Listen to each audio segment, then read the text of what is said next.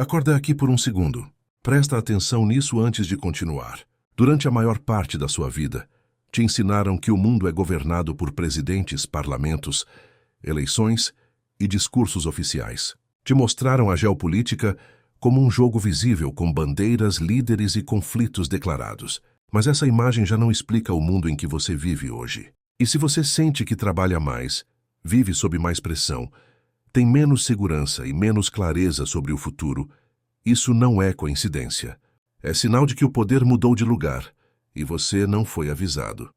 Hoje o mundo é governado por estruturas que ninguém elegeu. E o mais perigoso não é isso existir. É isso existir sem ser percebido.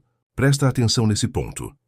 Decisões que afetam o preço da comida, da energia, do combustível, do seu trabalho e até do que você vê na internet não passam por voto popular. Elas passam por sistemas técnicos, cadeias globais, infraestruturas invisíveis e algoritmos que operam fora do debate público. Você vota, mas não escolhe quem controla os dados. Você trabalha, mas não decide as regras do mercado global. Você consome informação, mas não controla como ela chega até você. Isso não é teoria, é a estrutura real do mundo atual. A geopolítica moderna não acontece só em guerras ou reuniões diplomáticas. Ela acontece em cabos no fundo do oceano, em chips microscópicos, em rotas de energia, em sistemas financeiros automatizados e em plataformas digitais que moldam comportamento em escala global. E aqui está a virada de chave. Quanto mais invisível é o poder, mais eficiente ele se torna. Porque ele não precisa se justificar, não precisa convencer, não precisa pedir autorização. Enquanto a população discute narrativas superficiais, o mundo real é reorganizado em silêncio. Talvez por isso exista essa sensação difusa de ansiedade coletiva. As pessoas sentem que algo está errado, mas não conseguem apontar exatamente o que. Procuram culpados visíveis, enquanto as engrenagens reais seguem intocadas. Esse documentário não é para te convencer de nada. É para ajustar o seu foco. Porque se você continua olhando apenas para o palco, vai perder tudo o que está acontecendo nos bastidores. E a partir de agora, cada bloco vai desmontar uma dessas engrenagens invisíveis, uma por uma, sem pressa, sem simplificação. Se você chegou até aqui, ótimo. Agora começa o que realmente importa. Agora presta atenção nisso, porque quase ninguém fala sobre esse ponto. Quando você manda uma mensagem, faz uma transferência bancária, assiste a um vídeo ou acessa uma rede social, parece que tudo acontece no ar de forma abstrata, quase mágica. Mas não acontece. A internet não flutua. Ela passa por caminhos físicos, extremamente concretos e altamente estratégicos. Mais de 90% de toda a comunicação global passa por cabos submarinos estendidos no fundo dos oceanos. Cabos reais, visíveis, vulneráveis. Eles conectam continentes inteiros e sustentam bancos, bolsas de valores, governos, exércitos, plataformas digitais e sistemas de defesa. Agora acorda aqui. Quem controla esses cabos não é a população. São consórcios privados, grandes empresas de tecnologia e interesses estratégicos que não aparecem no debate público. Se um único cabo é danificado, regiões inteiras podem sofrer instabilidade econômica, falhas de comunicação e atrasos financeiros. Mercados travam, sistemas ficam lentos, decisões são adiadas. Tudo isso sem guerra declarada, sem pronunciamento oficial e sem manchetes alarmistas. Esse é o novo tipo de poder, silencioso, técnico e profundamente assimétrico. Esses cabos são considerados infraestrutura crítica. Eles são monitorados, protegidos e, em alguns casos, usados como instrumentos de pressão geopolítica. Não por acaso, eles se tornaram alvos estratégicos em conflitos modernos. Presta atenção no impacto disso. Quem controla o fluxo de dados controla o ritmo do mundo. Controla informação, economia, coordenação e resposta a crises. Enquanto discutimos discursos políticos, o sistema nervoso do planeta está operando fora do nosso campo de visão. E aqui entra uma camada ainda mais inquietante. Muitas das grandes empresas que controlam plataformas digitais também participam direta ou indiretamente da construção e manutenção desses cabos. Isso cria uma concentração de poder raramente discutida. Dados, infraestrutura e narrativa passam pelas mesmas mãos. Isso significa que o mundo digital que parecia descentralizado e livre é sustentado por pontos extremamente centralizados. Poucos nós, poucos caminhos, poucas decisões técnicas capazes de afetar bilhões de pessoas. Quando falamos em soberania hoje, não estamos mais falando apenas de território. Estamos falando de infraestrutura. Países que não controlam seus próprios fluxos de dados são estruturalmente dependentes. E dependência, em geopolítica, nunca é neutra. Talvez por isso, as grandes disputas do século XXI não sejam apenas por terras, mas por rotas invisíveis. Cabos, satélites, redes, conexões. Esse é o mundo real em que você vive. E ele é governado muito mais pelo que está escondido no fundo do mar do que pelo que aparece nos palanques. No próximo bloco, a engrenagem fica ainda mais clara, porque sem chips, esse mundo simplesmente para. Agora presta atenção com calma, porque aqui está um dos pontos mais subestimados da geopolítica moderna. Tudo o que define o mundo atual depende de algo quase invisível. Chips, semicondutores microscópicos, menores que uma unha, mas capazes de decidir o destino de países inteiros. Sem chips não existe celular, computador, carro moderno, avião, sistema bancário, satélite, míssil, hospital automatizado ou inteligência artificial. Não é exagero dizer que, sem eles, o mundo simplesmente trava. Agora acorda aqui. Pouquíssimos países dominam essa tecnologia. Menos ainda controlam a produção em escala. Isso cria uma dependência estrutural profunda, silenciosa e extremamente perigosa. Você pode ter território, população, exército e recursos naturais. Mas se não tem acesso estável a semicondutores, você não tem soberania real. No século XXI, e essa dependência não surgiu por acaso. Ela foi construída ao longo de décadas, com decisões econômicas que priorizaram eficiência, lucro e centralização. O resultado foi um mundo tecnologicamente avançado, porém fragilizado. Quando uma fábrica de chips para, cadeias globais inteiras entram em colapso. Montadoras suspendem produção, preços sobem. Empregos são afetados e a população sente o impacto direto, mesmo sem entender a causa. Percebe o padrão? O efeito é visível. A origem não. Esse é o novo tipo de vulnerabilidade geopolítica. Não precisa de invasão militar. Basta interromper o fluxo certo no ponto certo. E aqui está a camada mais sensível. Chips não são apenas bens comerciais. Eles são ativos estratégicos. Por isso, se tornaram centro de disputas silenciosas, sanções, bloqueios tecnológicos e pressões diplomáticas. A guerra moderna acontece na escala do microscópio.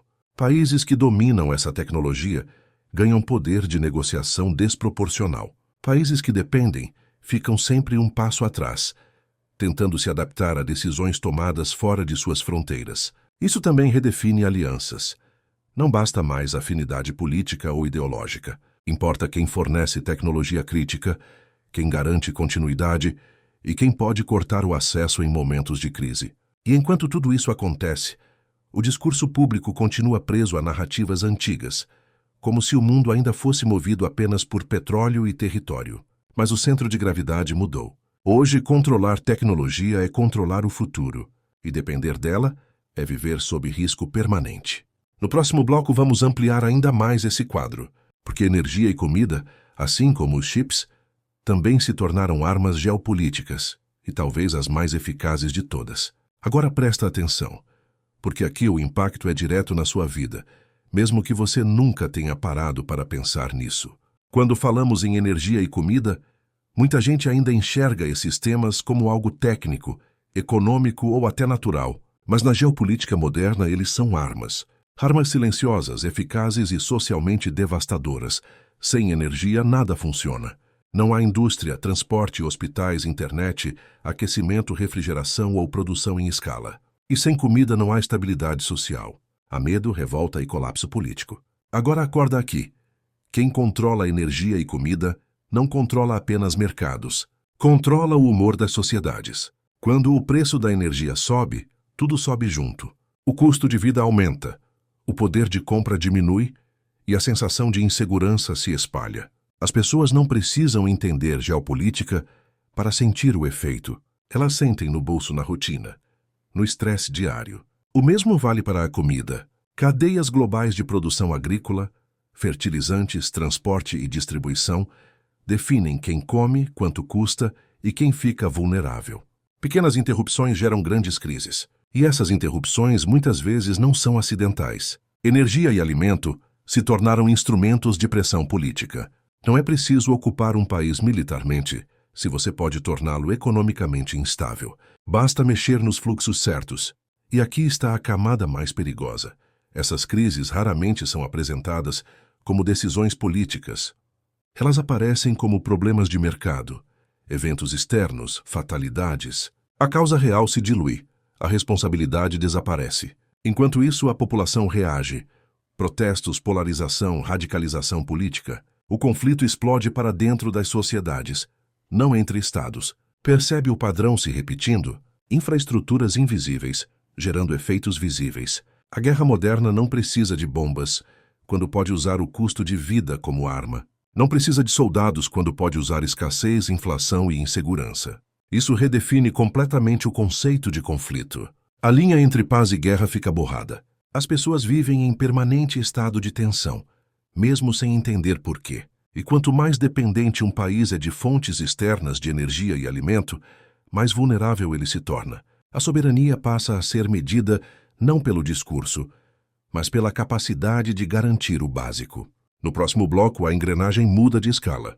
Porque além de controlar infraestrutura, tecnologia, energia e comida, existe algo ainda mais poderoso: controlar a percepção. Até aqui falamos de estruturas físicas, cabos, chips, energia, comida. Agora entramos no território mais sensível de todos, a mente humana. Porque existe um tipo de poder que não precisa controlar território, nem recursos naturais, nem fábricas. Basta controlar a forma como as pessoas percebem o mundo.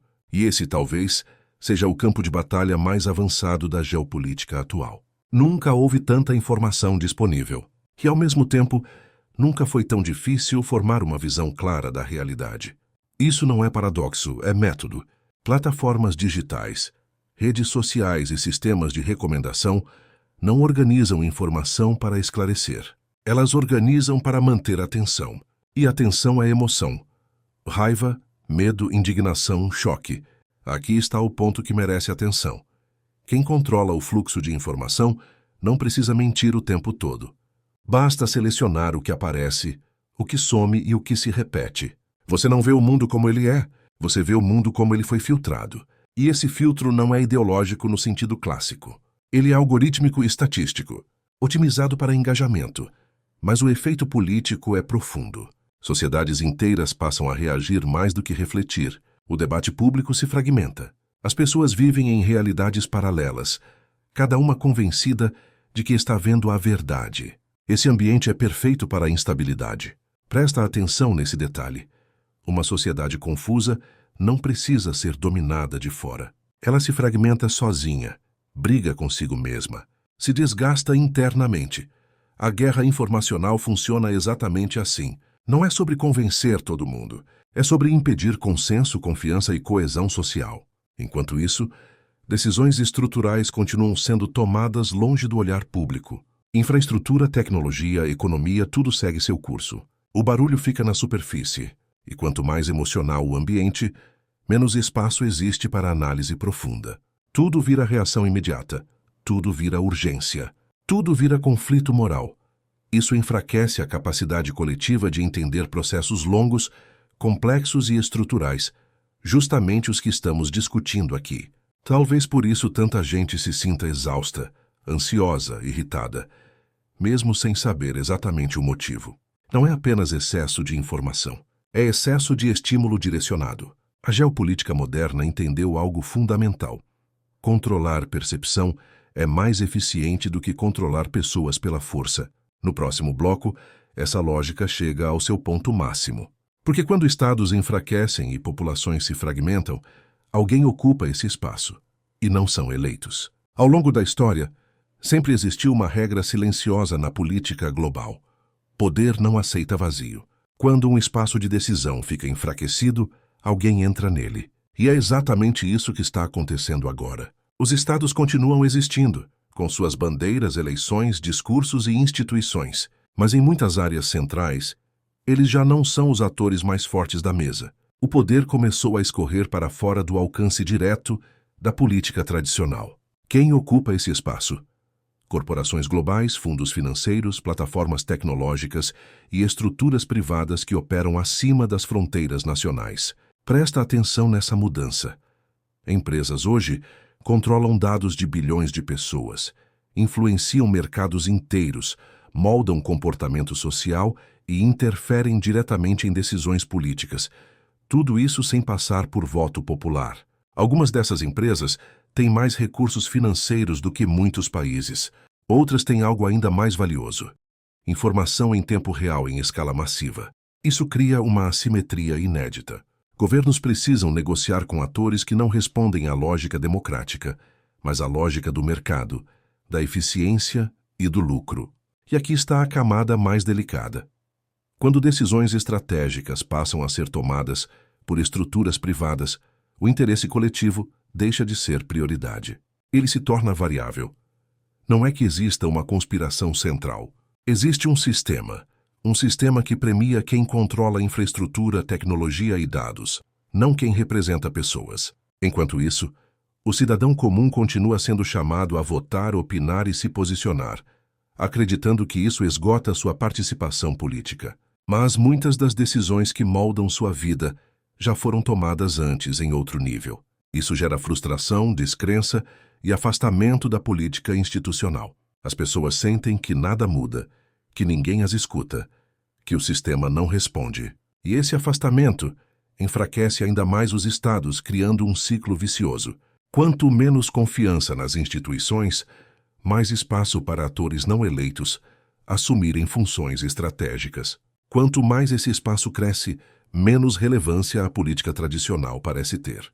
O poder, então, se reorganiza longe da luz pública. Não precisa se esconder. Basta operar em camadas técnicas, jurídicas e financeiras que poucos acompanham.